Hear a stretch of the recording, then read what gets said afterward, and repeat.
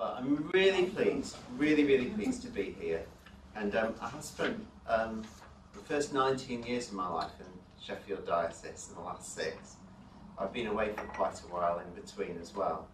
But I do, in very many ways, appreciate Ascension and Ascension Tide. And that goes back a long way to about 1989. When I first attended an Ascension Day service through a university chaplaincy, and it was in York, and it was a joint university chaplaincy service for the University of York, and then what was then called Ripon in York, St John, or the College Ripon York St John. They always went up the tower on Ascension Day. It's quite a number of years after that that I was chaplain at York St John University, and I helped organise the services joint with York University. And it was actually a highlight of the year. We had 2 highlights: All Saints in the Minster Crypt, ecumenical services, joint between different groups, All Saints in the Minster Crypt, and Ascension Day on the Minster Tower. And those were our 2 special services for the communities who came and worshipped with us. Of course there were carol services, but those were for everybody, but these were the moments for those who were kind of faithfully coming to chaplaincy events. So some of the best sermons I've ever heard have been on York Minster Tower at the top, because those of us who got to preach really put some effort in, and it was just such a memorable place to be. And some of the most memorable days, it wasn't just about the worship. Sometimes it was funny, like the liturgical choice I made one year for us to sing Alleluia as we climbed the tower. Because I remember I wrote in the liturgy booklet, ascending with Alleluias. It just sounded perfect. And when you try, it just doesn't work. With oxygen. With oxygen, yeah.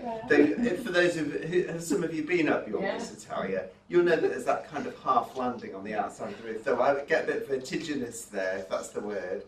So I can't stay there very long. But we found that was the best place. The following year, we sang there when we were all on that landing rather than trying to do it while climbing. But one of the most memorable times was where the view was just so stunning that you couldn't believe how far you really could see. And the stunning view, for me as a sort of an eco-environmental green Christian, the things you see the furthest away are all the power stations all around, as you'll remember. But there have been at least 2 occasions I can recall where it was just completely foggy and you really couldn't see anything, though you could hear incredibly well all the sounds of the street below without not being able to see down to the roofs below of the main Minster building. So let me jump into the reason that I mentioned some of that is because I'm heavily plagiarising in this first section of what I'm talking to you about from all those sermons, because I think I've been to an Ascension Day service at York Minster Tower probably on 15 occasions in my life because of that connection. So I don't know who I'm plagiarising or how many people I need to thank, but there's just a long history. But I want to particularly talk about the mist up there and Acts chapter 1 verse 9, because I was so pleased, Imogen, you mentioned about the biscuit, because in many depictions of the Ascension we have a cloud and feet and a figure. Did you say there were feet on yours? Dangling down from the cloud. Yes. I think it was made famous, and I haven't brought the art for that, but I think 14th century art particularly is where it got defined in that way. So there's the cloud and the feet, and that kind of just continued.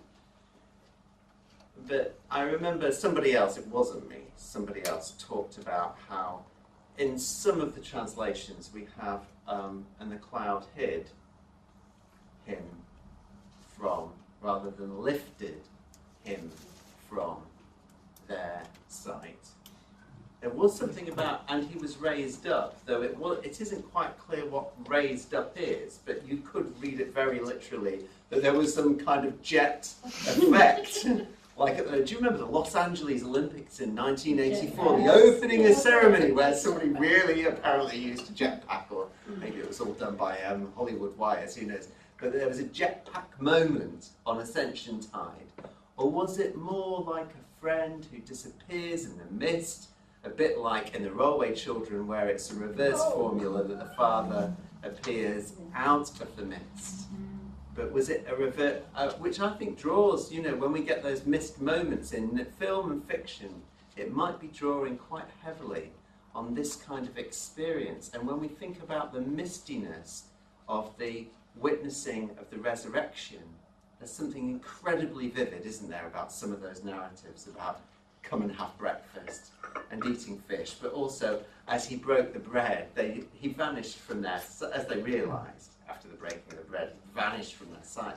These very misty, opaque, obscure, very temporary experiences of what it is to know Jesus in a new way,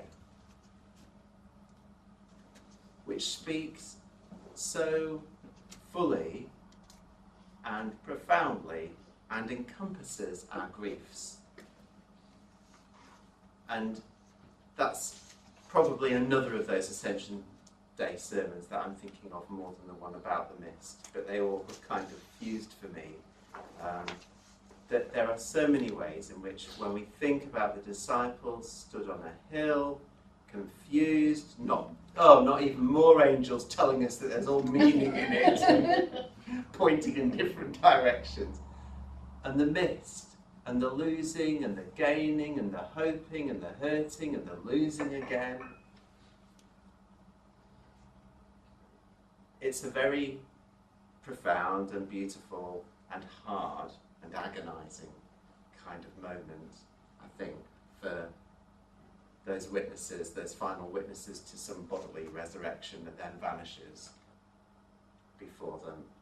And I think we lose the mist in quite a bit of the theology that gets done, but also in the illustrations and the art around Ascension. Maybe it's just that artists find it difficult to paint fog in a meaningful way. Though I remember that my mum and dad came home one day when I was a kid with a painting by Brian Peacock, and we're going to look at a Brian Peacock painting a little later. I don't know if anybody knows of the Sheffield artist Brian Peacock. You do? One? Just one. Brian Peacock painting came home with my mum and dad. I would have preferred that it got to have been spent on a Hornby model railway layout. I think I was about 11. But it was a picture across off-Filey Brig into the sea. And there was the sky, which was grey, and then the sea that was grey, and then the beach, which was grey, and you couldn't really see any difference between it. And if you looked really hard, you might spot two boats. And it was, kind of contemporary charcoal impressionistic.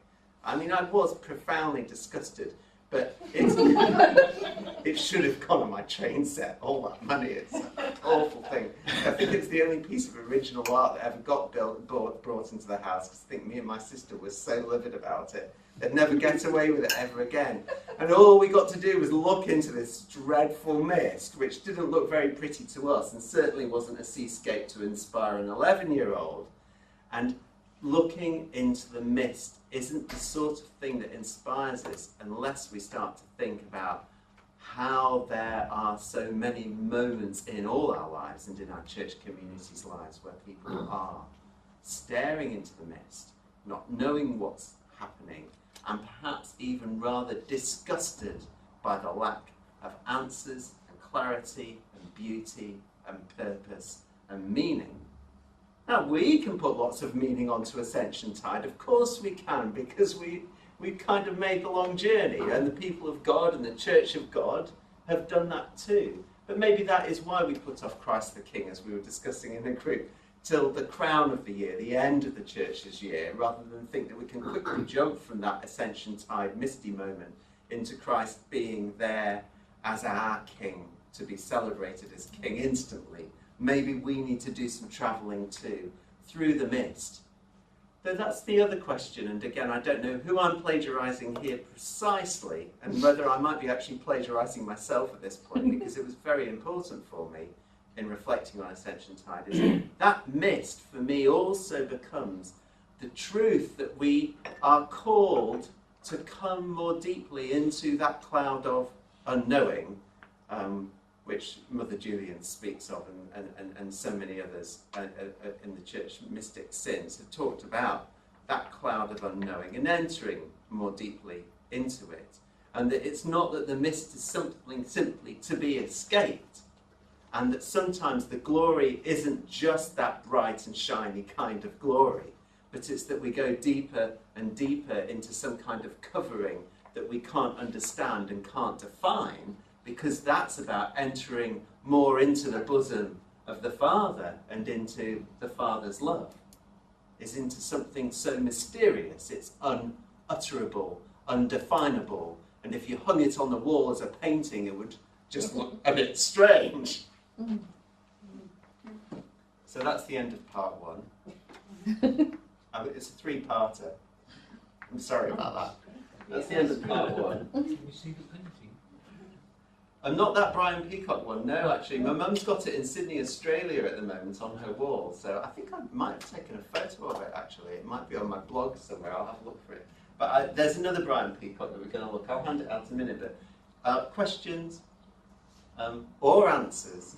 It never really struck me before, until you were speaking, of how much the resurrection appearances must have encouraged, and they were thrilled he was back again, but then he was gone again. And they must have gone through a lot of bereavements at that time. And it's never dawned on me before until now that it was a sort of repeated bereavement every time. And then the Ascension was the last one. But then they also understood more about it. Yeah, and I think that in our bereavement processes ourselves is that we're going through the wash. I like, in some ways, I don't entirely like it, but the thought of going round and round in an auto washer, and that you have to think again and discover again, particularly in those first 2 years of those anniversaries of, they have gone, oh, they have gone, and back again and again. And it's like that repetition's played out for 6 weeks, isn't it, here? There's an interesting thing in one of the two accounts about the disciples having experienced this, that they go off to Jerusalem praising God, which seemed remarkably upbeat given the kind of the bereavement scenario which we'd identify with. Yes. I just wonder, with the resurrection appearances, there was perhaps a sort of weaning process going on. Yes, Jesus was here, he was physical, but he's saying, don't hang on to me, I'm not the same. But they don't recognise him, he's the same and he's different. And they don't dare ask who it is. They know who it is and they don't know who it is. But it's as though he's weaning them from recognising him as a physical colleague who walked the roads with them, to an also spiritual kind of discernment. So he's there physically, he's got a body, he eats, but their recognition of him isn't just a physical thing. Physically, on the Emmaus Road, they don't recognise him. Mary didn't, even Mary didn't. They didn't from the boat, but somehow they knew. And I wonder if the impact of this is obviously very considerable, looking at the way history went after that. It was this sort of 5 or 6 weeks made a massive impression on them. They go to martyrdom for it. So what was going on must have been pretty impressive. And I wonder if by the point they got to the Ascension, with Jesus' own commentary on how it all fitted in with the scriptures and everything that they believed already, whether in fact that they were feeling more upbeat when this cloud came.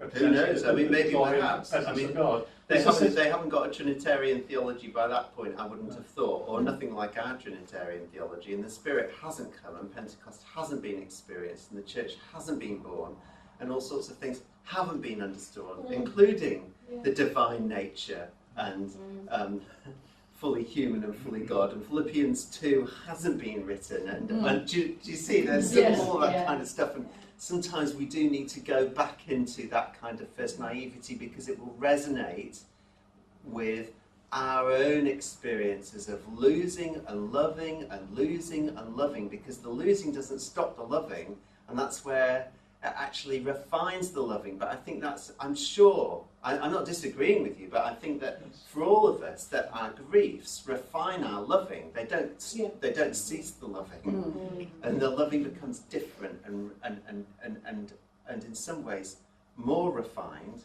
and yet at the same time very misty, because there aren't new experiences with the one that we've lost. So.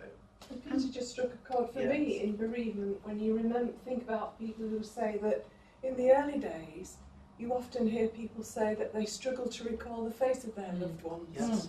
And then as bereavement goes on, it comes back. Yeah.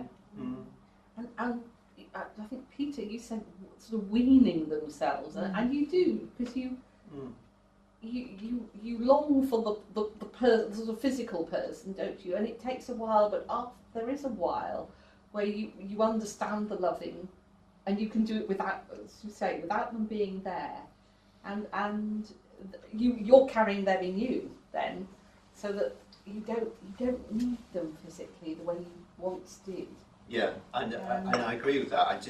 I'm also conscious that they say that pining in its purest form perhaps is the sort of thing that we can get to after a good 7 years, not after a good 7 weeks. Yes. Because it's about the purity of the knowing utterly what we've lost. Yes. Which can't have been there at Ascension Tide. No. But in some ways, Jesus did help them get through some of those processes to help. I'm sure. By faith, I think I understand. I can't say I'm sure. I certainty, but it seems that there was a lot of helping along the way because he was helping them to help prepare the church and help prepare us. Any other things that are striking to people who maybe haven't said anything yet, and before we move on to part 2? Was it cold up the tower? Sometimes it was freezing. Sometimes the mist kept it warmer.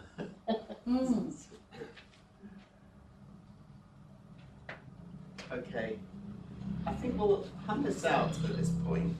So maybe I think there's plenty to go around. Oh, I'm so sorry. I do apologise. Sorry. I think there's one for you there, Imogen, as well, because I've got lots of spares. Because I can put it on the web. Thank you. So that was part A, and here's part B. I think I'm plagiarising anybody. I've kept looking around, but I'm sure some of the church fathers will have talked about the prodigal Christ. I don't want to alarm anybody. I think that there is a recent book called The Prodigal God, but it was more talking about why using the parable of the 2 sons to explain how generous God is to the prodigal son. But I'm actually suggesting that Jesus in telling the parable, as I read it, I hear something about the journey of Jesus himself in terms of being profligate and excessively generous to the point of even casting off something of the divine nature to come in human person and to suffer full separation from God through death on a cross. A different kind of prodigality to the kind of prodigal thing that's described in a way, but not in another way, because it's the journey entirely and completely away from the Father to forsakenness, from which Jesus rushes, and the Father rushes back into this moment. And the Ascension shows, I suppose, the rushing back. And if you turn your sheet over, here is The Return of the Lost Son by Brian Peacock. Now maybe you can imagine, though, what the seascape looked like. Grey, with three layers of grey, but here we've got purple and a brown and a grey. And a city, maybe the city of God, with shadow there. And the Father rushing out to meet Son, perhaps, I think. One of Brian's last works, I think he died in about 2009, and I think he painted this in maybe 2008 or 2007. But yes, when we think of those words from the cross, forsaken, and that going into the grave, into Sheol, and then the return, and it's sometimes easy to unfairly bash contemporary praise and worship songs, which I enjoy very, very much in general, but there is a really interesting contemporary praise and worship song when it comes to this kind of theology, because it fails, and lots of hymns and praise and worship songs fail on different topics. But this one, Lord, I lift your name on high. I don't know if any of you know it. Lord, I lift your name on high. I'm so glad you're in my life. I'm so glad you came to save us. You came from heaven to earth to show the way, from the earth to the cross, my debt to pay, from the cross to the grave, from the grave to the sky. Interestingly, there were none of those 6 weeks of resurrection appearances. And to the sky is so rapid that we maybe lose some of it. But in other ways, I was reflecting on it as I was thinking about tonight, at least there's that fast acceleration back from that complete separation. So maybe there's something in it, but it just seems to kind of like cover over or skim over this kind of vital moment in what we're reflecting on in terms of resurrection from the grave to the sky. Now, I think there was some really important moments in these 50 days that really matter too. But honestly, lots of hymns and choruses don't quite get there. So Jesus begins the prodigal journey in some ways, I say, thrown out by the Spirit into the desert. And it is interesting, isn't it, at the beginning of his earthly ministry, after the baptism, where he has to argue with his cousin about even getting baptised. So there's these kinds of affronts to him, isn't there? John's refusing, and there's a bit of a debate, isn't there? And there is a sign of promise, but the word for being sent out into the desert, I don't know much about Greek, but I do know about this word because it's interested me for so long, is ekbalo, which can mean to be thrown, to be hurled, to be discarded, or to be driven out like a demon, as we were looking at. So to be driven out into the desert. So it's like there is some kind of like forcing away. But then here in the Ascension, we have a homecoming, I say, to end all homecomings. And we know from that beginning of the earthly ministry that he finds in his work, that the work he does is to, come close to people, so close that he transforms people, but that in the end, and I'm quoting Jerome Berryman here, in the end, he not only tells parables, but understands, Jesus the Christ, that he must become a parable himself in his prodigal choosing to express the divine love in human form to the point of death, even death on a cross. That's how you end up with a homecoming, to end all homecomings. And that's where prodigality takes on, I think, a completely new meaning for us as we think about who has been most reckless with love and with the good gifts of eternity, in even bringing the cosmos into being. Who has been most reckless in planting the divine nature in each of us by making us in the image of God? Who has been most reckless in coming and living a human life with us to be fully human and fully God? Who has been most reckless with the divine resources except Jesus the Son?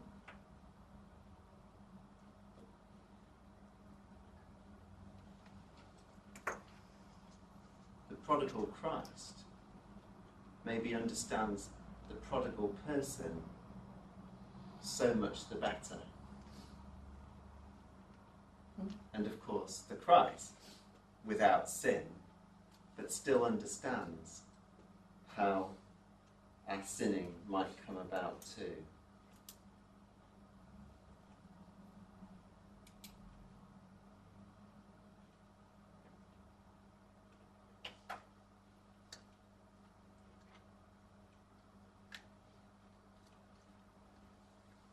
I think we'll just be silent for a minute. And is there anything that's striking anybody at this point, or any questions or comments that anyone would like to make? Just with that word prodigal and the association of the prodigal son, like Henry Nouwen identified Christ with all three characters in the story, including the younger son. Yes. And what you're saying kind of sheds further light on that. So the younger son, as it were, sort of leaving his father's immediate presence and going to a far country and experiencing life as it was experienced in that country. Yes, of course, and I've read that, so I've forgotten. Yeah, I've forgotten that because it was racking my brains. Who else had said it? Because I'm sure somebody must have prompted it. Bishop Jack preached on that when he was here once. Bishop Jack did as well, yeah. And of on Henry Nouwen, particularly, yeah. Thank you.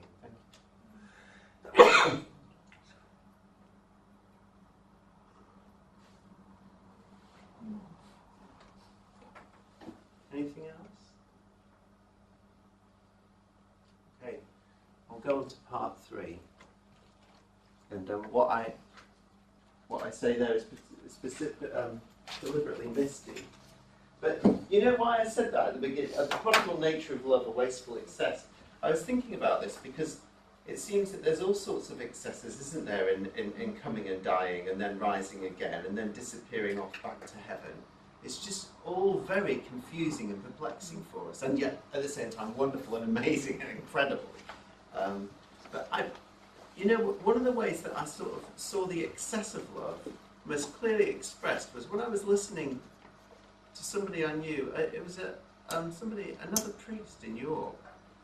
And I'd gone round to have some chat about something else, and she just said, "Do you know the most terrifying thing that's ever happened to me in my whole life is being married to my husband?" And I thought, oh my goodness.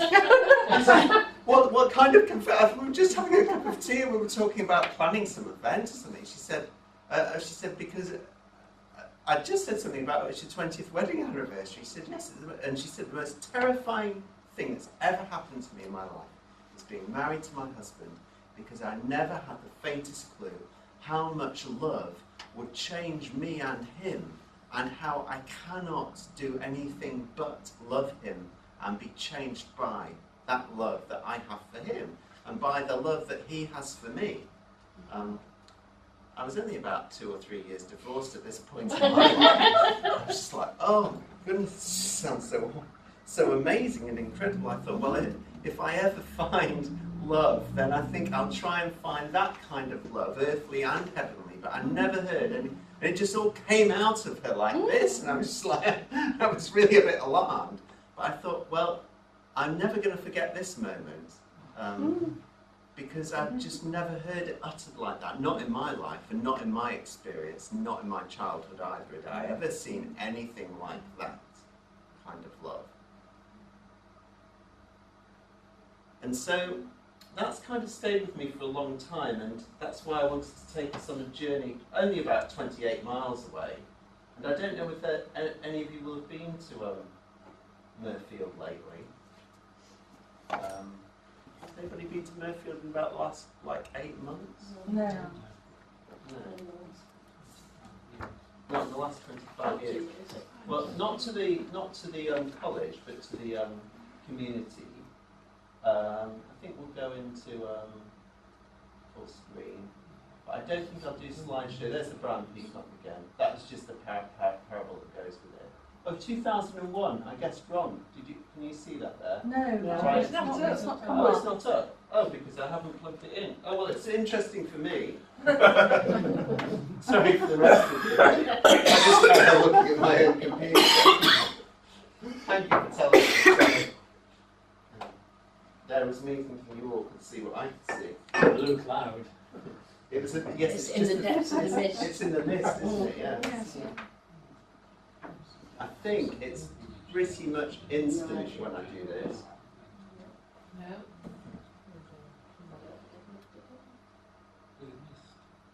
Yeah. There we go. Where's it gone? There you go. The Return of the Lost Son, oil painting on campus, Brian Peacock. So if you would just go into enter full screen now, and then I'll just shrink that back down. There we go. And there was that. But in Mirfield, in the church,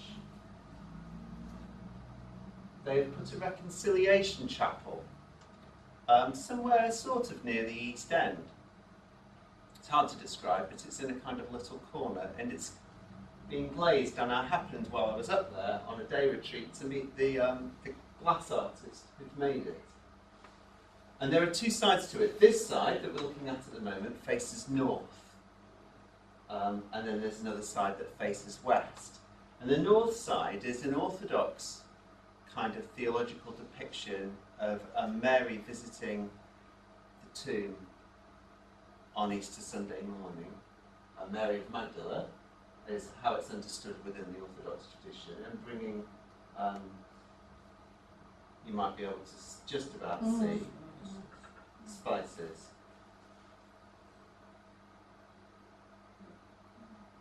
And then if we look in the next image, there's three sorts of panels to this side. I'll try and move that mouse off. There we go. There she is again. This is over on the right hand side. And then there's some kind of like courtyard here. It looks a bit like a cloister. And then over here there's a hint of an angel. It's hard. I only took it with my phone. I'm not photographing it properly. And look, there's a pillar of the church as well. Sorry. There we go. She's on her way back into the garden, and you can see it's a very beautiful garden. If you look very carefully, there's actually a telegraph pole up here, telegraph poles up here with a wire and a bird on it. A sudden clue of just ordinary life. But returning into a garden, I wonder what kind of garden, I wonder what kind of love, I wonder what kind of encounter. Well, no encounter in a way. Look, there she is still holding the spices. You can just see her hand. The artist has used 2 layers of glass to create a kind of a sort of a 3-dimensional effect. And here is the angel pointing past the empty tomb, past the cloister and the fountain, and back into some kind of rather more naturalistic garden, which you can barely see, but just trees beyond trees, back into a garden. It's interesting because if we actually rush backwards, here we have the city. It maybe began in a garden, it ends in a city, perhaps the Alpha and Omega story, the journey of the church and of the people of God, but here pointing back into a garden, back to a kind of love which is perfected through the power of the resurrection. So that's the north wall. There's a bit more of that garden past the tomb. This is the west glass screen, and it's more about Mary's journey. Here she is earlier in life, I guess, broken by the way that she has been afflicted, or maybe her grief on the day of crucifixion, or maybe all of that. And then in the middle panel, oh yeah, a close-up of her and a depiction of her life. And here, in pain at the stone at the tomb, maybe again, when? On the Friday? Or arriving with the rolled back stone? I don't know, I can't quite tell. There seems to be light maybe coming out, but still clearly in grief. And then here, encountering the gardener. The gardener.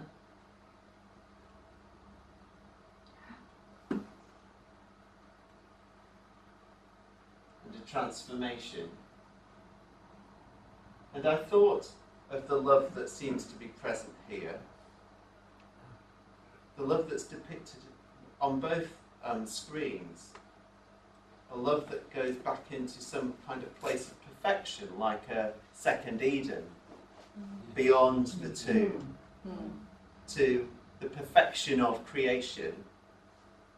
And a love, though, as I just wrote in this very dense and obscure sentence, it is not apparent who or what is spending or giving in a relationship of love. Perhaps that's why in Love Beyond Limits we become unrecognisable. Which takes us back to what I was saying at the beginning, really, full circle, about entering into the cloud of unknowing. That actually Jesus here, unrecognisable, the gardener. Jesus in the midst, unrecognisable, hid from their sight. The mystery of God's love, like a cloud of unknowing. Because in Love Beyond Limits, we all become unrecognisable. And Mary seems to be unrecognisable compared to when in her grief. An entirely different face.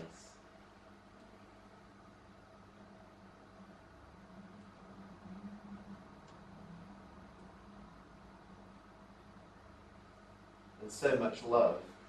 The most terrifying thing that could ever happen to us in our lives is to encounter the divine love and the mystery of divine love.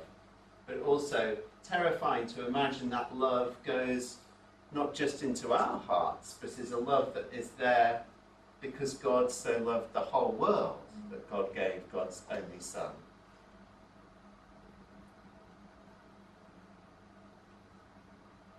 Now, I haven't really said very much about myself, and I don't know precisely when I need to completely stop talking, including the prayer, because I'm going to look at the prayer. Is it about now, Imogen? We could go a little longer. Like 3 or 4 minutes? Yes. Yeah. I mean, is there anything anybody wants to say about this third section before we come to stop? And is there anything that's striking anybody or anything you want to ask anything? Something struck me, because I had to preach on this reading on Easter. And when you look at the text, well, there are 2 things in the text which some of the translations really muck up. And one is that John says in the Greek, in the place of crucifixion there was a garden. He doesn't say nearby or around or whatever. And there are plenty of Greek words for nearby, but he doesn't. He says in the place of crucifixion there was a garden. So the garden, the Eden, is implicit in the crucifixion, I think, is what John is saying. It's there. Yeah, and I think there's a cross up here. Actually, when you're there are 3 crosses on the panel. I just didn't quite get them in the picture unless they're there somewhere. No. But yes. So that you, in a way, very immediate. You have to go through the crucifixion almost to find the garden. And the other thing is that quite a lot of translations say mistaking him for the gardener. But she doesn't mistake him for the gardener. She thinks he's the gardener. Of course, he is the gardener because he's the one who made the garden. Yes. And again, it's a terrible translation, mistaking him for the gardener, because it distorts what John is making. It's a sort of pun, really. Yeah. But it is the most lovely image of being there with the Creator and the created.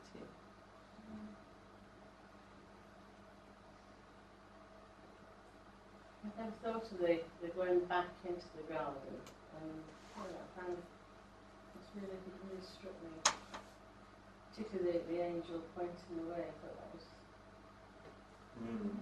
It really struck me when I saw it, and it fits with my bias. I mean, because I'm reading from a very green kind of Christian bias. So when I saw this angel pointing into more trees and green, and I thought about Eden, I just felt really lifted by this.